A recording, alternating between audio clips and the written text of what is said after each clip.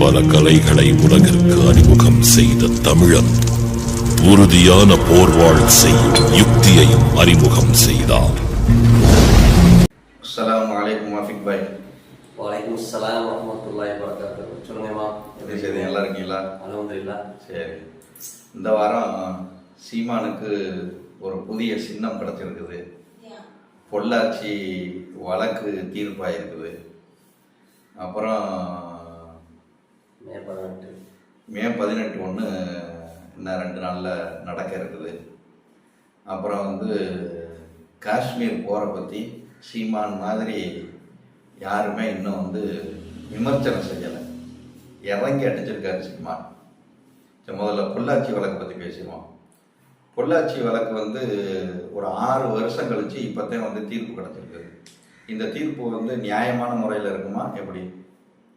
இல்லை, கொடுக்கப்பட்ட தீர்ப்பு அந்த நீதிபதியை உண்மையிலேயே உளப்பூர்வமாக அந்த நீதிபதியினுடைய அந்த நீதியை நிலைநாட்டும் அந்த தன்மையை உளப்பூர்வமாக பாராட்டுறோம், மனமார்ந்து பாராட்டுறோம். ஒரு தாய் உள்ளத்தோட ஒரு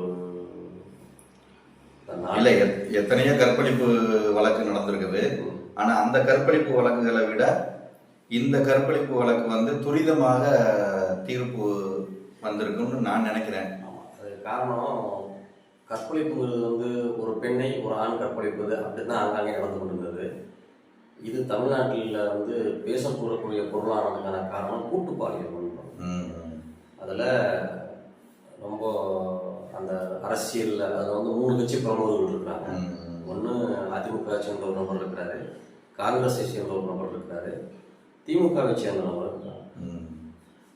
அதனால கட்சியினுடைய அந்த அதிகாரத்தை பயன்படுத்தி அந்த பெண்ணை அந்த ஆடியோ ரிலீஸ் ஆன விதங்கள், அந்த பெண் பேசப்பட்டது, குற்றவாளிகளை காப்பாற்றணும்னு முயற்சி பண்ணாங்க.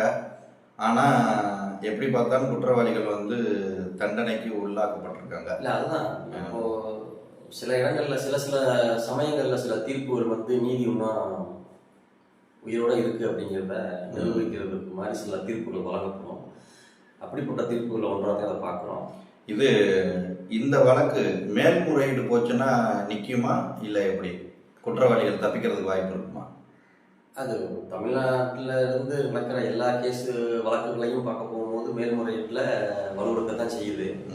பட் ஆனால் அது இந்த மாதிரியான சமுதாயத்தை சீரழிக்கக்கூடிய ஒரு பெண்ணியத்தினுடைய கண்ணியத்தை சீரழிக்கக்கூடிய நாட்டையே தலைகுனிய வைக்கக்கூடிய இந்த மாதிரி வழக்குகள் மேல்முறையீடு போனாலும் அதை நீர்த்து போகக்கூடாது அப்படிங்கிறது தான். ஏன்னா ஒரே வழக்கு, அதாவது குற்றவாளிகள் மற்ற வழக்குகளில் எப்படியோ இந்த பொள்ளாச்சி இஷ்யூவில் மட்டும் குற்றவாளிகள் தப்பிச்சிட்டாங்க அப்படின்னா தமிழ்நாட்டில் நீதி செத்துருச்சுன்னு ஆகி போயிடும். அதனால் இது மேல்முறையீடுக்கு போகும்போது உயர்நீதிமன்ற நீதிபதிகள் அதை கருத்தில் கொண்டு கண்ணியமான நீதிபதிகள் இந்த நாட்டினுடைய எதிர்காலத்தை கணக்கிலிட்டு, உங்களுக்கு கீழே இருக்கக்கூடிய கீழ்கோர்ட்டு நீதிபதியே மனசாட்சியோடு நடந்திருக்காரு அப்படின்னா மேல்கோர்ட்டு நீதிபதி நீங்க இன்னும் உயர்வான மனசாட்சியோட நடக்கணும். நாட்டி அதாவது ஒரு வழக்குல ஒரு தீர்ப்பு வரப்போகும்போது தான் அந்த வழக்கு உண்மையிலேயே மக்களுக்கு அந்த குற்றமானது அப்படின்ட்டு புரியப்படும். அதாவது அவன் குற்றவாளியாக இல்லை, அதனால இதை குற்றம் என்று அந்த உயர்நீதிமன்றம் கருதணும், உங்களை குற்றவாளி என்றும் உயர்நீதிமன்றம் ஏற்கணும். இதே தீர்ப்பு அவங்களும் வழங்குறது தான் சால சிறந்தது. அதுதான் பெண்களுக்கு மிகப்பெரிய ஒரு நம்பிக்கையை கொடுக்கும். இந்த நாட்டில் நம்மளுக்கான நீதி இருக்குது, நமக்கான பாதுகாப்பு இருக்குங்குது அப்படிங்கிற நம்பிக்கை எப்போ வரும் அப்படின்னா இதுக்கான தீர்ப்பு சரியான முறையில் வந்தால் தான். இப்போ காஷ்மீர் போரை பற்றி எந்த தலைவர்களுமே அதிகமாக வாய் திறக்கவே இல்லை, அண்ணன் சீமானை தவிர்த்து பேசவே இல்லை. ஏன் தேசிய பாதுகாப்பு சட்டம் பாஞ்சிரம்னு எதுவும் பயமா? அப்படி இல்லை, கூட்டணி தர்மம், அரசியல் நிலைப்பாடு, தேர்தல் இருக்குது, தேவையில்லாத சர்ச்சைக்குள்ளாது. பாகிஸ்தான் பிரச்சனைங்கிறது ஒரு அயல்நாட்டு பிரச்சனை. எங்க தேர்தல் கூட்டணி எதுவோ எந்த சூழலா இருந்தாலும் நீதி முக்கியமா இல்லையா? இல்லை, அப்படி தலைவர்கள் இப்போ இல்லை. அப்படி இருக்கிற தலைவர்கள் பார்த்தீங்கன்னா அதில் ஒரே ஒரு தலைவர் தான் எனக்கு எட்டின மட்டுக்கும் நான் பார்க்க போடுறது அண்ணன் செந்தமிழன் சீமான் தான். நான் போன பதிவுலேயே சொல்லியிருந்தேன், ஒரு நிகழ்வு அதாவது நாட்டினுடைய அரசியல் அமைப்பை, நாட்டினுடைய பாதுகாப்பை, நாட்டில் உள்ள பிரச்சனைகளை தலைகீழாக மாற்றக்கூடிய மாதிரி ஒரு சம்பவங்கள் நடக்க போகும்போது அதில் இனம், மதம், கட்சி பாராமல் ஒரு ஒரு அறிவுபூர்வமான ஒரு சிந்தனையில் ஒரு முடிவுக்கு ஒரு ஸ்டாண்ட் எடுக்கிறதுல அண்ணன் சால சிறந்தவர். ஆனா இவர் கேட்ட கேள்விய தமிழ்நாட்டுல வேற எந்த தலைவரும் பொது மேடையில பொது வெளியில கேட்ட மாதிரி நான் பார்க்கல இது வரைக்கும். அதுல வந்து அவர் அண்ணன் பேச போகும்போது ஒரு ஆடியோ நான் கேட்டிருந்தேன். வந்து பாதுகாப்புடைய கோளாறுனால் ஏற்பட்ட ஒரு அசம்பாவிதம் இது அசம்பாவிதம் சொல்றதை காட்டும் தீவிரவாத தாக்குதல்ன்றே நம்ம ஏற்கலாம், தப்பு இல்லை. தீவிரவாத தாக்குதல்னு போகும்போது தீவிரவாதிகளை தான் அழிக்கணுமே தவிர அந்த நாட்டையே அழிக்கணும் எடுக்கிற முடிவுங்கிறது வந்து தவறானது. ஆனா அடுக்கடுக்கான கேள்விகளை வைக்கிறாருங்க. அது போக மக்களுடைய வாழ்வாதாரமா இருக்கக்கூடிய இந்த நீராதாரத்தை நிப்பாட்டல, சிந்து நதியை தடுத்ததெல்லாம் வந்து அண்ணனுடைய அதாவது தமிழர் சார்ந்த அறம், அறத்தை தமிழனா. அதான் இது கூட்டரசு மாநாட்டுல கேட்டாரு, நீ தண்ணியை தடுத்து நிறுத்துவ, இந்தியாவை கடந்து பாகிஸ்தானுக்கு காத்துக்கு தடை போடுவியான்னு சொல்லிட்டு கேட்டாரு. அதாவது மனித நேயமும் அறமும் சாராத அரசியல்வாதிகள் மத்தியில எப்படியான அரசியல் நடத்தப்படும் அப்படிங்கிறதுக்கு இது ஒரு எடுத்துக்காட்டு. அதுல அவங்களுக்கே தெரியாதா தண்ணியை தடுத்து நிறுத்தினான், இதெல்லாம் வந்து ஒரு கோமாளித்தனமா இருக்கான். இவன் வந்து எல்லையை பாதுகாக்க தவறிட்டு பாகிஸ்தான்காரன் வந்து தீவிரவாதம் பண்றான்னு சொல்லி தாக்குதல் நடத்துறது சரியான்னு சொல்லிட்டு அவர் கேட்கிறாரு சீமான். இதே வீரத்தை வந்து சீனாட்ட காட்ட முடியாதுல்ல, காட்டலைல. அதான் கேட்ட அதையும் கேட்க, பாகிஸ்தான்னா பாயிர, சீமான்னா இது, சீனான்னா பதுங்குற. அதுதான் உங்களுக்கு மதம் தான் பிரச்சனை. அவங்க இதை நாட்டினுடைய பாதுகாப்புக்காக செஞ்சாங்களாங்கிறது வந்து சதவீதம் கம்மி தானே. இஸ்லாமிய நாடு அப்படிங்கிற அதில் கூட அண்ணன் சொல்லியிருப்பாப்புல, செந்தமிழ் சீமான் சொல்லியிருப்பாங்க, நீ பெத்து போட்ட பங்காளி தான் பாகிஸ்தானு, உன்னுடைய பங்காளி அவனை வந்து நீ எதிர்ப்பு நல்லா வச்சிருக்கிற, உன்னுடைய மக்களை கொத்தா கொள்றான் ஸ்ரீலங்கா, அவன் நட்போட வச்சிருக்க, இது உன்னுடைய வெளியுறவுத்துறை கொள்கையே அடிப்படை தவறு அப்படிங்கிற மாதிரி. இந்த காஷ்மீர் தாக்குதலுக்கு ஆபரேஷன் சிந்தூர் அப்படின்னு வச்ச இலங்கை ராணுவ கடற்படை வந்து என் தமிழ்நாட்டு மீனவர்களை கொண்டு குமிச்சான இந்திய பெருங்கடல்ல, அப்ப அதுக்கு ஒரு ஆபரேஷன் இந்தூர்னு ஒண்ணு வைக்க வேண்டியது நீ எந்த அவர் கேட்கிற கேள்வி எல்லாம் நமக்கே மிகப்பெரிய ஒரு அறிவு ஆற்றலை திறக்குது. அதுதான் அவருடைய தனித்துவமே. அதுதான் அந்த பிரச்சனைய அணுகும் முறை வந்து அண்ணன் தவிர அடிச்சுக்காங்க. ஆமா, இது அங்கேயும் நடக்கிறது கொலைதான், இங்கேயும் நடக்கிறது கொலைதான். ஆனா அதுக்கு மட்டும் ஒரு கண்ணுல வெண்ணையும் ஒரு கண்ணுல சுண்ணாம்பு வைக்கிற கதையா சொல்றாங்கல்ல, அது மாதிரிதான் இருக்குது இந்த ஒன்றிய அரசினுடைய செயல்பாடு. அதை கேட்டாரு பாருங்க ஊடகத்தை பார்த்து, தாக்குனவன் இஸ்லாமிய, அதை இந்த ஊடகம் பெருசுபடுத்தி பேசுது. ஆனா பாதிக்கப்பட்ட மக்களை காப்பாற்ற போனவனும் ஒரு இஸ்லாமியன் தான். ஆமா, அதை பத்தி ஏன் நீ பேசல அப்படின்னு சொல்லிட்டு அவர் கேட்கிறாரு. இஸ்லாமியன் தான். இங்க இந்தியாவுடைய ஆர்மியில வந்து படையை முன்னெடுத்து சென்ற ஒரு பெண்மணி கமாண்டோ பொறுப்பு இருக்கிறவங்க, அவங்களும் ஒரு இஸ்லாமிய பெண்மணி தான். அவங்க இன்னைக்கு வலைதளங்கள்ல இணையதளங்கள்ல பேசுபொருளாக இருக்கிறாங்க. அதுதான் வந்து அதை மதமா பார்க்காம அதை நாடின் பாதுகாப்புன்னு பார்த்துருந்தா இந்த போரை இந்த இந்த குழப்பங்கள் அவசியம். தெளிவா சொன்னார் அவர். போர் அது எந்த வடிவத்துல வந்தாலும் நாங்க அதை ஏற்கிறதுக்கு இல்லை. பாகிஸ்தான்ல தீவிரவாதிகள், இங்க தெலுங்கானாவில் ஆந்திராவில் மாவோயிஸ்டுகள் இருக்கிறாங்க. மொத்த ஆந்திரா மூலியமா நடவடிக்கை எடுக்கப்படுது. அது எல்லா இடங்கள்லையுமே புரட்சி குழுக்கள் இருக்கிறாங்க. அந்த புரட்சி குழுக்களை அடக்குதல், ஒருக்குதல், இருமுட்டாவும் ஒன்று நடவடிக்கை இருக்குது. அதுல எல்லாம் மாற்று கருத்து இல்லை. அதற்காக ஒரு நாட்டையே நம்ம வந்து எதிர்க்கிறது, போர் தொடுக்கிறது வந்து இன்றைய காலச்சூழல்ல அது அவசியம். அதான் அண்ணன் தெளிவாக பேசியிருக்காங்க. எந்த தலைவர்களும் அதை பத்தி கண்டுக்கிறவே இல்லை, அதை பத்தி எதுவுமே ஸ்டாண்ட் எடுக்கலாம். இல்லை, எனக்கு என்ன தோணுதுன்னா, மற்ற தலைவர்கள்லாம் ஏன் பேசல அப்படின்னா, நம்ம மேல தேசிய பாதுகாப்பு சட்டம் பாஞ்சிருமோ, ஏதாவது வழக்கு கிழக்கு விழுந்து நம்ம பெரிய லெவலில் கைது செய்யப்பட்டுருவோமோ அப்படின்னு சொல்லிட்டு கூட பயந்துருக்கலாம். ஆனா இவருக்கு அந்த துளியளவும் அந்த பயம்லாம் கிடையாது. ஏற்கனவே தேசிய பாதுகாப்பு சட்டத்துல உள்ள போனவர் தானே. அவருக்கு மேல போடாத கேஸ் என்ன கேஸ்? எல்லா கேஸுக்கும் இந்த அரசு அவர் மேல பாய்ச்சி இன்னைக்கு நிலைமைக்கு இந்தியாவினுடைய கவனத்தை திசை திருப்புற ஆளா ஒரு பழனி பாபா இருந்தாரு. இல்ல அதுக்கப்புறம் இது வந்து மெயின் பிக்சர். ஏற்கனவே அண்ணன் ஒரு ட்ரெய்லர் காமிச்சிருக்காங்க, யாசின் மாலிக்கை கூட்டி கொண்டு வச்சு மேடையில. அதெல்லாம் வந்து ஒரு உண்மையிலேயே ஒரு அரசியல்வாதி செய்ய முடியாது, புரட்சியாளன் தான் செய்ய முடியும். அந்த வகையில யாசின் மாலிக் இருந்தப்பவே எவ்வளவு விமர்சனம் விமர்சனமாச்சு பேசினாங்க. பட் ஆனால் அதுல அவர் தன்னை புரட்சியாளனா நிலைநிறுத்திட்டார். அவன் ஒரு தேசிய இனத்தின் புரட்சியாளன், நான் ஒரு தேசிய இனத்தின் புரட்சியாளன். அதெல்லாம் ஒரு பெரிய ஸ்டாண்டு. எந்த தலைவரும் அதை எடுக்க முடியாது. அதுலதான் பிஜேபி ஹெச் ராஜாவுக்குலாம் ரொம்ப வருத்தம் வந்துச்சு.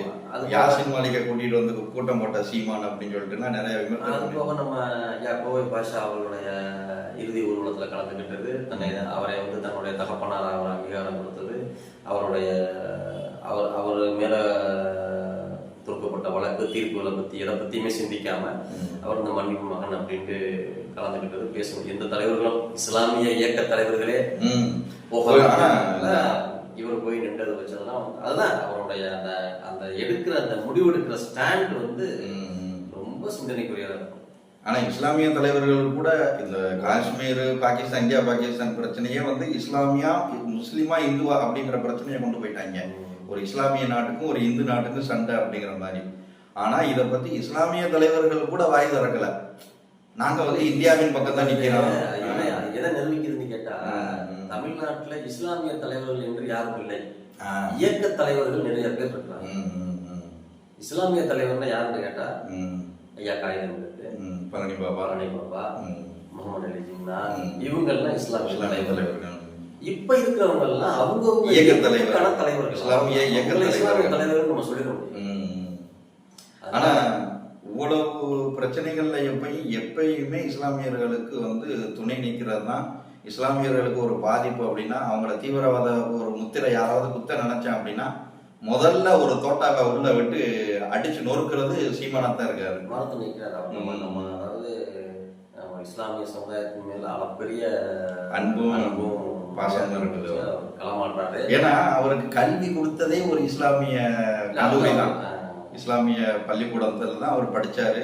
இஸ்லாமிய கல்லூரியில தான் மேல் படிப்பு படிச்சாரு. விஷயங்கள் போகும்போது கூட அதனுடைய அரசியல் நம்ம பார்க்க முடியும். பட் ஆனா இந்த இஸ்லாமியர்களுடைய பிரச்சனைகள், வாழ்வாதாரம், அவங்களுடைய பிரச்சனைகள் அவங்க அணுக போகும்போது ஒரு உள்ளார்ந்த ஒரு அன்பு. அது திராவிட மாயையில மயங்கி இருக்கிறவங்களுக்கு அது தெரியாது. ஆளுங்கட்சியினுடைய திராவிட மாயையில மயங்கி கிடந்தவர் தானே, அவங்களுக்கு தெரியாது. ஆனா அந்த அணுகல்ல பார்க்க போகும்போது ஒரு இனம் முடியாத ஒரு அன்பு அதுல தெரியும். எல்லா சமூகத்துமே பேரன்பு கொண்டு நேசிக்கிறார். இது இப்ப அவருக்கு சின்னம் வந்து உறுதியா இருக்குது. விவசாயி சின்னம், ஏற்கலப்பை விவசாயி. முன்னாடி கருப்பு விவசாயி இருந்துச்சு, இப்ப ஏற்கலப்பை விவசாயி. தேர்தல் ஆணையம் வந்து முன்னாடி என்ன செய்யும்னு கேட்டா, சின்னங்கள் இருக்கிற சின்னங்களை வேட்பாளர்களுக்கு கொடுப்போம். நம்ம ஒரு ஆப்ஷன் கேட்போம், 3 ஆப்ஷன் கேட்போம், 3 கேட்போம். அவங்க வந்து அதில் கொடுப்பாங்க. ஆனா இப்ப இந்த அண்ணனுடைய சின்னத்தை நான் பார்க்க போகும்போது இந்த சின்ன அண்ணனுக்காகவே உருவாக்கப்பட்டது மாதிரி தெரியும். பார்த்த முன்னையே என்னடா சீமானையே வரைஞ்சு கொடுத்துருக்காங்க. அதுல வந்து பெரிய மகிழ்ச்சி. அவர் அதான் அண்ணன் சொல்லிட்டாரு. அதனால நம்ம அந்த சின்னத்தை பத்தி ரொம்ப நேரம் நம்ம பேசணுங்கிறத நினைக்கிறேன். ஏன்னா அண்ணன் சொல்லிட்டாரு, சின்னத்தை பார்த்தோ என்னைய பார்த்தோ நீ அரசியல் செய்யாத, எண்ணத்தை பார்த்து அரசியல் செய்ய அப்படின்ற மாதிரி சொல்லிட்டாரு. எண்ணம், கொள்கை, கோட்பாடு, இதெல்லாம் அரசியல். அது சின்னங்கிறது ஒரு அடையாளத்துக்காக, அந்த தேர்தலுக்காக இருக்கிறதா தவிர அதில் ஒன்றும் இல்லை. இருந்தாலும் கிடைக்கிறது மகிழ்ச்சி. ஆமா, அப்படி பார்த்தா ரெட்டை மிளகு வச்சு இருந்துச்சு. அப்புறம் அதுக்கு அடுத்து விவசாயியா, கரும்பு விவசாயி, அதுக்கப்புறம் மைக்கு. இப்ப இது நிரந்தர சின்னமா. இப்ப இத்தனை சின்னங்கள் மாறி மாறியும் அவருடைய வாக்கு சதவீதம் குறையல. அப்ப தேர்தல் ஆணையமே புரிஞ்சுக்கிறது, சீமான்ட்ட வந்து சின்னத்துல இல்ல பிரச்சனை, அவங்க எந்த சின்னத்துல நின்றாலும் ஜெயிப்பாங்க. நாம் தமிழர் கட்சியினுடைய தொழில்நுட்ப பாசறை வந்து ஒரு பெரிய ஆர்மி மாதிரி சேர்க்கணும். 24 மணி நேரங்களே அவங்களுக்கு அதிகம் தான். 9 மணிக்கு புது சின்னம் கொடுத்தா சாயங்காலம் 6 மணிக்கு கொண்டு போய் தமிழ்நாடு வந்து சேர்த்துருவாங்க. ஏன்னா பிள்ளைங்களுக்கு வந்து டியூட்டி போட்டு பாக்குற பிள்ளைங்க அப்பெல்லாம் பாக்குறாங்க. அதான் யாரோ ஒருத்தவங்க சொன்னாங்க, எல்லா கட்சியிலையும் ஐடி விங்னு தனியா இருக்கணும். இவர் மருத்துவர் கார்த்திகேயன் சொன்னாரு ஒரு பேட்டியில, ஏதோ ஐபிசில எதுலயோ ஒரு பேட்டி கொடுக்க போகும்போது சொன்னாரு, எல்லா கட்சியிலையும் ஐடி விங்னு தனியா இருக்கும், ஆனா நாம் தமிழர் கட்சியில மட்டும் வாக்காளர்களே, இங்க உள்ள உறுப்பினர்களே அம்புட்டு பேரும் ஐடி விங்கு